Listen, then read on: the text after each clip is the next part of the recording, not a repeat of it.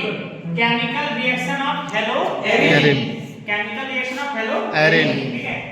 इसमें important reaction तुम्हारा है, जैसे सबसे पहली बात है nucleophilic substitution reaction. Nucleophilic substitution reaction, ठीक है।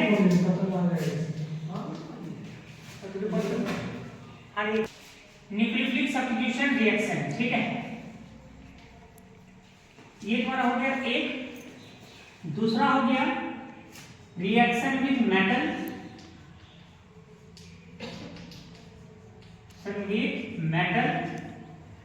तीसरा तुम्हारा हो गया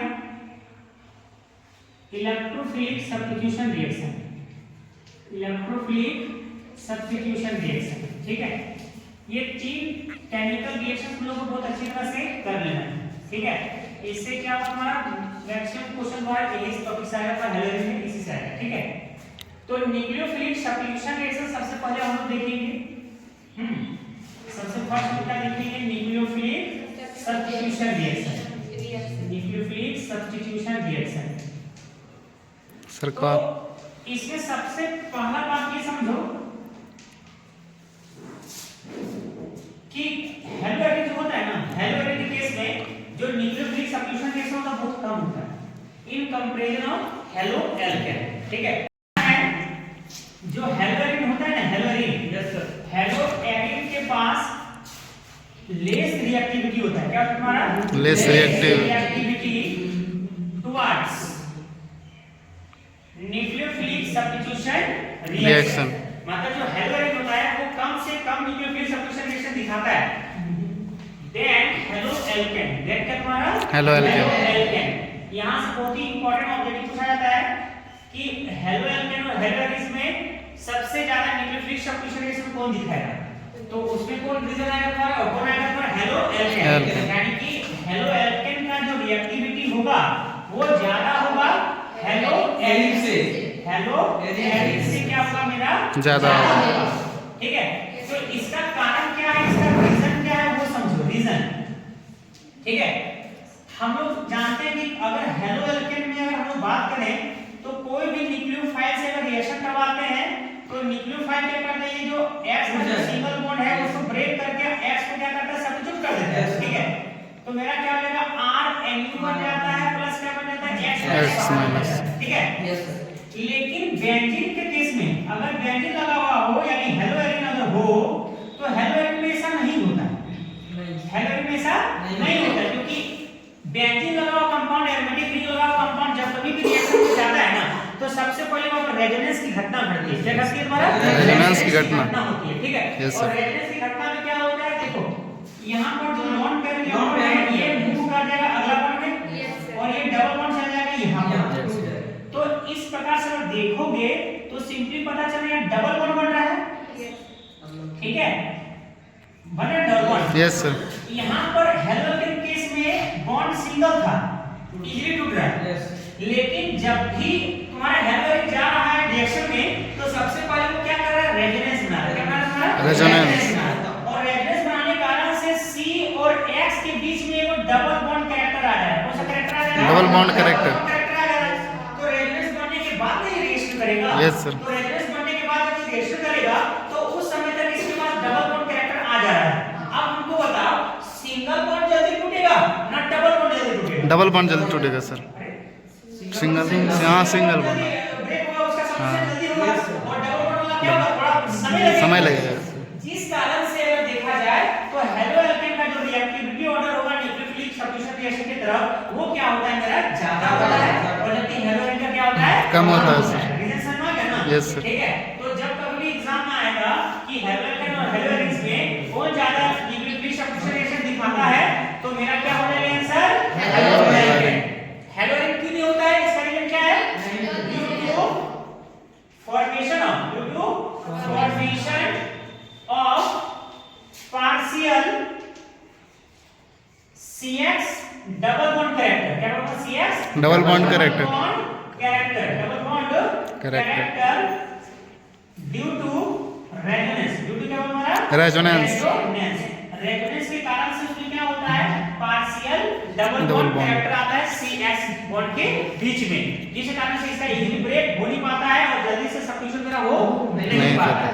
ठीक है, तो यहाँ पर सबसे ज्यादा याद रखना है ऑब्जेक्टिव, यहाँ पर एक ऑब्जेक्टिव द्वारा आएगा कि कौन ज्यादा तुम्हारा क्या होगा रिएक्टिव होगा न्यूक्लियोफिलिक सब्स्टिट्यूशन रिएक्शन के अंदर। तो आंसर हमेशा क्या होगा क्या होगा halo alkane compound halo alkane comparison में ज्यादा न्यूक्लियोफिलिक सब्स्टिट्यूशन दिखाता है। ठीक है, एक ऑब्जेक्टिव यहाँ क्लियर हो, अब इससे दो रिएक्शन है वो समझना है। ठीक है, तो पेज नंबर 1 अब है some important nucleophilic substitution reaction. ठीक है, इसमें क्या होगा सब्स्टिट्यूशन बाय OH ग्रुप। देखो जनरली हेलोएच ग्रुप कम रिएक्टिविटी होता है दिखाता है, ठीक है, लेकिन डबल बॉन्ड कैरेक्टर आता है उसी कारण से। लेकिन अगर रिएक्टिव अगर हमको करवाना है तो उसके लिए हम ड्रास्टिक कंडीशन अप्लाई करते हैं। क्या करते हैं हम लोग? ड्रास्टिक कंडीशन किसे कहते हैं sir? High temperature, high pressure या प्रेजेंस ऑफ कैटलिस्ट। ठीक है, जैसे बोलते हैं ना कि महाभारत में अर्जुन जब युद्ध कर रहा था तो हमेशा डिमोरलाइज हो जाता था कि भाई हम अपना घर के खानदान के आदमी को कैसे मारें, नहीं था एनर्जी। ठीक है, लेकिन वहां पर उसके एक्टिविटी को बढ़ाने के लिए, उसका रिएक्टिविटी को बढ़ाने के लिए कृष्ण हमेशा गीता का ज्ञान देता था, भाई ये है वो है, मतलब वो कैटलिस्ट की तरह वर्क करते थे। उस तुरंत मतलब अर्जुन का एकदम एनर्जी आ जाता था और तुरंत से युद्ध कर लेते थे। अब तुम ही लोग बोल रहे हो पढ़ रहे हो, अरे भाई पढ़ो तैयारी करो, नहीं कर रहे। घर में जहां मार पीट मिलेगा, टीचर साहब पीटेगा, तो अपने यानी उसको ड्रास्टिक कंडीशन ले डन एनर्जी बढ़ गया, टेंपरेचर बढ़ गया, प्रेशर बढ़ गया, तो रिएक्शन तो होगा ही होगा भाई, जबरदस्ती। ठीक है, होगा। तो वही बात है ड्रास्टिक कंडीशन। तो इसमें क्या होता है, जब कभी भी हेलोएरिन जैसे मान लो क्लोरोबेंजीन है, अगर इसका हम रिएक्शन करवा देते हैं NaOH के साथ, 623 केल्विन टेंपरेचर, बहुत हाई टेंपरेचर है, 300 atm प्रेशर, बहुत हाई प्रेशर है, और एक कोई एसिड जिसे मान लो डाइल्यूट HCl। ठीक है, तो ये जबरदस्त कंडीशन आ गई। ठीक है, इस समय क्या होता है, Na का प्लस और OH का माइनस, Cl का माइनस, Na और Cl बाहर गया होगा, तो क्या होगा मेरा यहाँ OH आके जुड़ जाएगा, यानी मेरा क्या हो गया फिनॉल, क्या बन गया फिनॉल, मेरा बन गया, ये मेरा क्या बन गया क्लोरोबेंजीन। एकदम इसका दो स्टेप में रिएक्शन होता है, लेकिन हम डायरेक्ट एग्जाम के पॉइंट ऑफ व्यू से डायरेक्ट बता देते हो। ठीक है, लॉजिक से। ठीक है, डायरेक्ट तुम लोगों याद प्रैक्टिस कर लेना है, एग्जाम का टाइम है, डायरेक्ट प्रैक्टिस कर लेना है। ठीक है, ऐसे आएगा डायरेक्टली Cl हटेगा, OH आगे मिलेगा। ठीक, एक रिएक्शन हो गया। दूसरा है सब्स्टिट्यूशन बाय साइनो ग्रुप, है ना, CN। क्या होता है? साइनो ग्रुप के साथ। ठीक है, साइनाइड। जब क्लोरोबेंजीन का रिएक्शन हम लोग करवा देंगे CuCN प्रॉपर साइनाइड के साथ। यस, ठीक है, कुछ टेंपरेचर रहेगा, कुछ एक कैटलिस्ट है DMF डाइमिथाइल फ्यूरान, ठीक है, तो ये रहेगा। करना क्या है, plus minus minus minus plus क्या होगा, और क्या जुड़ जाएगा तुम्हारा CN से। इसको बोलते हैं बेंजोनाइट्राइल। क्या नाम है इसका? बेंजोनाइट्राइल। ठीक है, तो ये मेरा दो रिएक्शन था किसका, हेलोएरिन का न्यूक्लियोफिलिक सब्स्टिट्यूशन रिएक्शन। बस मात्र दो ही रिएक्शन है न्यूक्लियोफिलिक सब्स्टिट्यूशन और हेलोएरिन, एक OH के साथ और एक CN के साथ। ठीक है, कोई दिक्कत नहीं? No sir. तो ये मेरा हो गया पेज नंबर 2, यानी फर्स्ट पॉइंट मेरा खत्म, न्यूक्लियोफिलिक सब्स्टिट्यूशन वो इसका है, एक OH के थ्रू और एक क्या होता है CN के थ्रू। Topic clear? ठीक है, बस इतना ही एग्जाम को क्लियर पॉइंट ऑफ व्यू से याद रखना है, इतना ही में से आएगा। सेकंड हम लोग देखेंगे रिएक्शन विद मेटल। ठीक है, रिएक्शन विद मेटल। देखो रिएक्शन विद मेटल, हेलोएरिन का जब रिएक्शन विद मेटल करेंगे तो आपको इसका दो मेटल के साथ अभिक्रिया है, दो मेटल से मिलकर बनेंगे, एक सोडियम के साथ और एक मैग्नीशियम के साथ। याद रखना है आपको, सोडियम के साथ और मैग्नीशियम के साथ। सोडियम के साथ इसको हम लोग बोलेंगे फिटिंग रिएक्शन। याद है, फिटिंग रिएक्शन। और इसका है ग्रिग्नार्ड रिएक्शन। इसका नाम क्या होगा, ग्रिग्नार्ड रिएक्शन। फिटिंग रिएक्शन क्या होगा, ग्रिग्नार्ड रिएक्शन। ओके, तो सबसे पहले बात कर रहे हैं फिटिंग रिएक्शन। याद करवाने के लिए हम बहुत सारा डायलॉग बाजी करते हैं। Yes sir. वो डायलॉग ही बहुत इंपॉर्टेंट है, रिएक्शन इंपॉर्टेंट नहीं है, डायलॉग इंपॉर्टेंट है। डायलॉग याद करें, रिएक्शन अपने आप लिखें, ठीक है। फिटिंग रिएक्शन क्या बोलते हैं? फिटिंग से कैसे याद रखेंगे सर? एग्जाम आ जाए फिटिंग रिएक्शन आप कैसे लिखेंगे? तो याद करें सुधीर सर क्या बोले थे? Fitting fitting fit dress fit नहीं हो रहा है। मोटी आंटी सिंपली मोटी आंटी ड्रेस फिट नहीं हो रहा है, ठीक है। तुम्हारी मोटी कौन है? ये वाला है मोटी आंटी। आंटी मतलब एक्स, ठीक है। अब जब मोटी आंटी आएगी तो नालायक आदमी के संपर्क में आएगी दीपावली के दिन, रात इधर मार के आएगी। तो आंटी नालायक आदमी के संपर्क में जब भी आती तो जुआ खेलती है।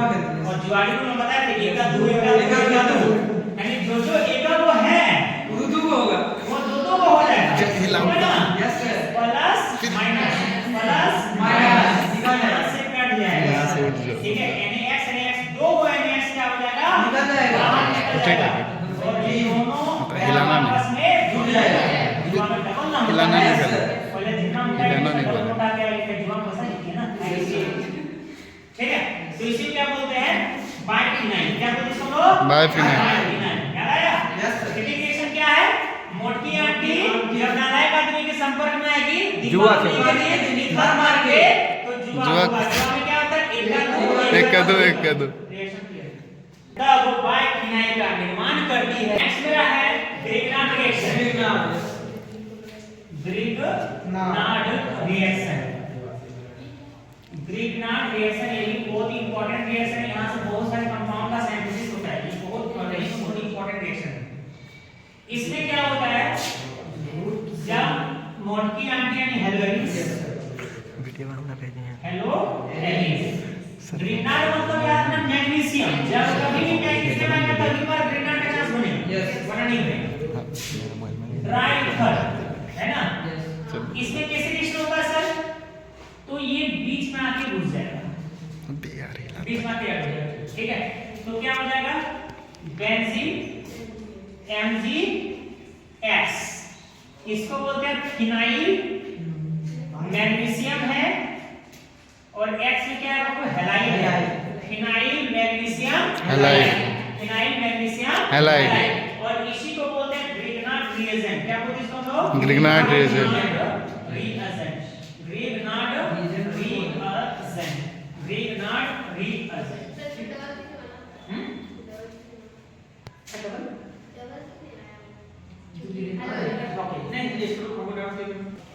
बेंजीन Br मैग्नीशियम ड्राईथर, ठीक है।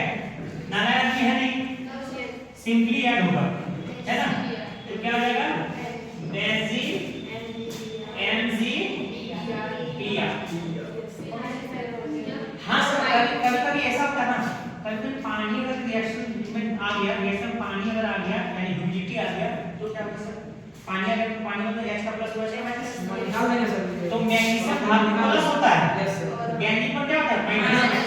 ये माइनस हो और H प्लस हो, यानी कि ये जुड़ जाएगा तो ये H बन जाएगा, ठीक है। MgBr क्या हो जाएगा? OH। MgBr okay sir. Benzene पर क्या हो जाएगा? बेंजीन। अगर पानी आएगा तो पानी को जोड़ देना H का प्लस OH का माइनस, और रिएक्शन करा देना, ठीक है। तो वो एरिक बना देगा, बेंजीन बना देगा। अब बाकी परिभाषा में वही benzene react magnesium metal in the presence of dry ether, then क्या होगा? Phenyl magnesium halide is form. This reaction is called Grignard reaction. जब हैलोरीन मैग्नीशियम धातु के साथ ड्राई ईथर की उपस्थिति में अभिक्रिया करता है तो फिनाइल मैग्नीशियम हैलाइड का निर्माण होता है। ये सभी का ग्रिग्नार्ड रिएक्शन या ग्रिग्नार्ड अभिक्रिया करते हैं। परिभाषा अपने बेडरूम नीचे क्या है? कुर्सी पर बैठी है। अगला टॉपिक है बोलता तो हदीस में सब है electrophilic substitution reaction. Electrophilic substitution reaction, ठीक है। याद रखना हेलोएडिन के केस में जो इलेक्ट्रोफिलिक सब्स्टिट्यूशन होता है सर। हाँ बच्चा सब बाहर में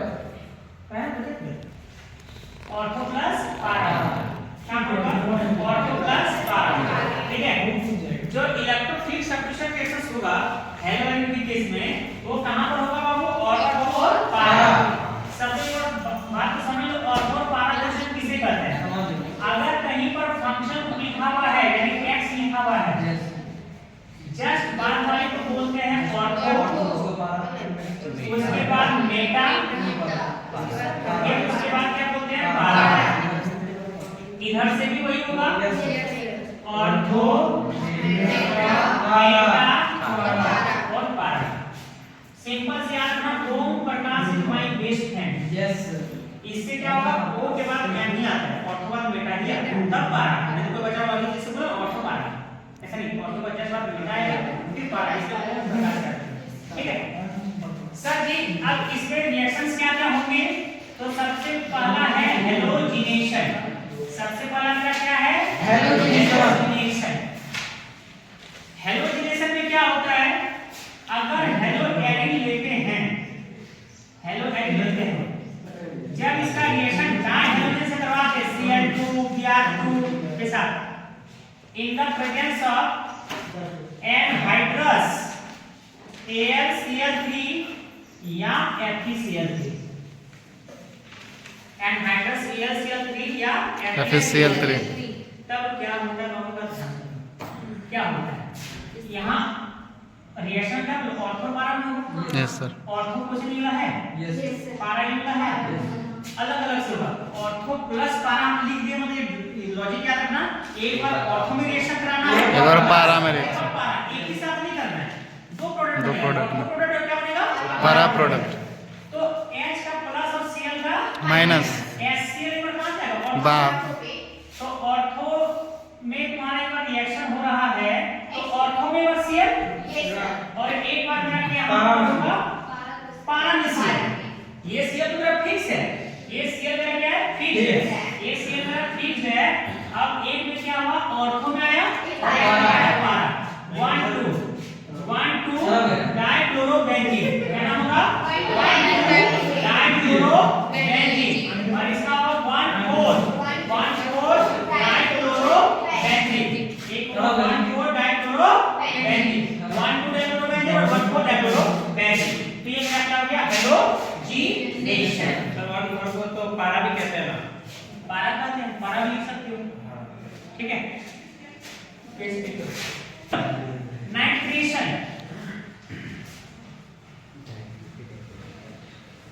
नाइट्रेशन देखो, नाइट्रेशन जो होता है सबसे पहले याद रखो, ये कॉन्क HNO3 किसके प्रेजेंस में होगा, कॉन्क HNO3 प्लस किसके प्रेजेंस में, कॉन्क H2SO4 के प्रेजेंस में। ये दो रिएजेंट है, conc HNO3 plus conc H2SO4 के। ये जब कभी भी रिएक्शन करता है ना, तो याद रखना NO2 जो होता है, NO2 ग्रुप जो होता है, NO2 प्लस नाम का इलेक्ट्रोफाइल बनता है। कौन सा इलेक्ट्रोफाइल बनता है हमारा, NO2 प्लस। ठीक है, ये इलेक्ट्रोफाइल बनता है, यानी यही आपकी मेरा क्या होगा, सब्स्टिट्यूशन करवाएगा। ठीक है, तो मान लो मेरे पास क्लोरोबेंजीन है, यानी हेलोजन है, अगर तुम्हारे यहाँ पर बोल रहा है नाइट्रेशन करवाने के लिए, तो कॉन्क HNO3 समझोगे, यस समझ रहे और कॉन्क H2SO4, तो क्या होगा, इन दोनों कारण से क्या निकलेगा, NO2। कैसे निकलता है, इसका ट्रिक बताता है। फर्स्ट में कौन है, HNO3 से। क्या HNO3 को हम HO और NO2 लिखने में कोई दिक्कत, नो सर। क्यों HO लिखे सर, तो उसको भी इजीली समझने का याद का तरीका जानते हैं। ऑर्थो में रिएक्शन होगा, कहां पर रिएक्शन होगा, पारा में। सर ऑर्थो से H+ ट्रिक के कारण, ट्रिक बता रहा है, ऑर्थो से अगर H+ निकालेंगे तो दूसरा कोई माइनस चाहिए, तो मैक्सिमम केस में OH निकलता है। रिएजेंट में अगर O लगा हुआ है और H है तो समझना OH बाहर निकलेगा। रिएजेंट में कहीं भी H और O आ गया तो समझना क्या बाहर निकलेगा, OH। तो भाई HO हम निकाल दिए, OH हम निकाल दिए, माइनस, तो ये क्या होगा, प्लस। तो ये H का प्लस और OH का माइनस क्या होगा, बाहर, पानी बाहर निकल जाएगा। तो क्या दिखा है, NO2 प्लस। तो देखो NO2 प्लस बोले नहीं, यस सर। ठीक है, तो ये NO2 प्लस जो होगा, यानी NO2 ग्रुप जो होगा, वो आके एक बार जुड़ जाएगा कहां पर, ऑर्थो में, और एक बार कहां जुड़ जाएगा, पारा में आके जुड़ जाएगा। ठीक है, नाम अपना स्लोली लिख लो, ठीक है, प्रैक्टिस करोगे। दोनों से सल्फोनेशन, अब देखो सल्फोनेशन में भी वही काम है, ट्रिक सब वही सब है, ट्रिक फॉलो करो। ठीक है, सल्फोनेशन तभी होगा जब इसका रिएजेंट क्या होगा, कॉन्क H2SO4। ओके बाबू, अब देखो क्लोरोबेंजीन है, क्लोरोबेंजीन है, एग्जाम में तुमको दे देगा इतना ही,